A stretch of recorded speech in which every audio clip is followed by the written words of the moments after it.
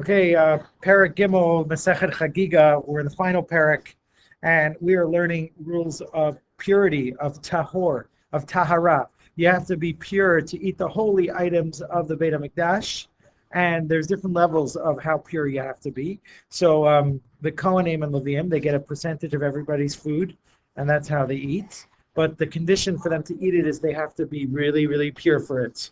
So in addition to not being next to a dead body and any other forms of tuma, they also have to make sure that the vessels they eat on are pure. So the plate they're eating has to be clean and it cannot be tummy. However, there's something even stricter than eating truma, and that is eating a korban. So when you eat a korban, it has to be really pure, really tahor, because you're eating a korban from the Beit HaMikdash. So Mishnah Gimel, Chomer Bakodesh Mi Betruma, Kodesh is stricter than eating a korban is stricter than the eating of truma. Shematbilim kelim b'toch kelim l'truma. When you're when you're putting your pots in the mikvah to make it kosher for eating truma in those pots, you can put a few pots in together at the same time, one inside of the other, because they'll get wet on all sides and it's all fine. However, Lola Kodesh, for to prepare a pot or a plate for eating a korban, you have to put each plate on its own. The Mishnah then continues, I think, another 9 examples of how truma is stricter. Sorry, eating korbanot is stricter than eating truma. We're gonna go. So Mishnah Bet continues. If a potter or somebody made a new pot or a new plate, something to eat on, Kalim Hanigmarin Bitara, and it was made purely. There was no tuma while it was being made.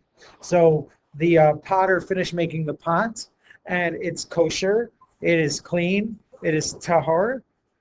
So you could eat truma in the pot, but you still should dip it in a mikvah before you eat kodesh, because you have to be super careful. Maybe some of the spit fell on it, and then it became is able to become tame. So dip it in the mikvah before you use it. Now today, there's a kela mikvah. Before you use new dishes, if they're not plastic, you bring them to the mikvah and you dip them. That's because they weren't made. That's a whole separate concept, because if they were made by a non-Jew, then you have to dip it in the mikvah. If it was made by a Jew, even if it's not tahor, you don't have to dip it. Like if it's made in Israel by an Israeli, however, if it's made in China, you definitely have to bring it to the mikvah. Well, this is talking about even if it's made by a Jew, if it became tameh, then you have to purify it. So even if it didn't become tameh, you have to make sure that it's dipped before you eat kodesh. Hakli mitzarev masha b'tocho lakodesh avolo latruma. If one item in a pot becomes tameh, it all becomes tameh for a korban. Aval lo latruma. If one piece becomes tameh, then not everything becomes tameh for truma. Haravi b'kodesh pasol. Even if you're 4 steps away from the item that makes you tameh, it's still pasol for kodesh, for a korban, mashlishi b'truma. Uvatruma im nitmes achas miyadav chaverta tahora. If you're holding one item in your right hand and that became tameh, it would make the item in your left hand tameh. Whereas in truma, only the item that you have is tameh. Shayad metamet chaverta v'kodesh avolo b'truma. Mishnah Gimel. So again, we're listing out many examples of how truma is so much not as strict as eating a korban. Ochlin Mishnah Gimel. Ochlin achalim neguvim biyadayim mesuavot betruma. So in order for food to be able to become tameh, it has to become wet. Once it becomes wet, then it is able to become tameh. It's called being mekabel tuma.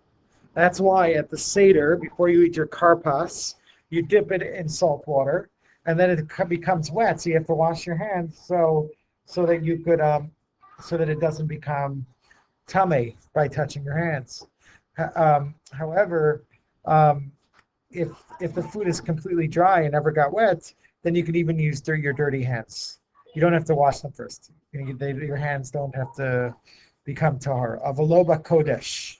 But for a korban, even if it's dry, you still have to wash your hands, even if the food is dry. Ha'onen, somebody who is preoccupied with burying somebody. Umechusar kippurim, and somebody who is tar, but they didn't bring their korban. They still have a korban that they need to bring. Tzrichin tefillah lakodesh. They have to bring. They have to. They still have to go to the mikvah to become holy. Avalola truma. So even if they're waiting to bring their korban in order to become pure, they're still able to eat truma. So thank you for joining me, and I hope to see you if you can make it. So Mishna Mania.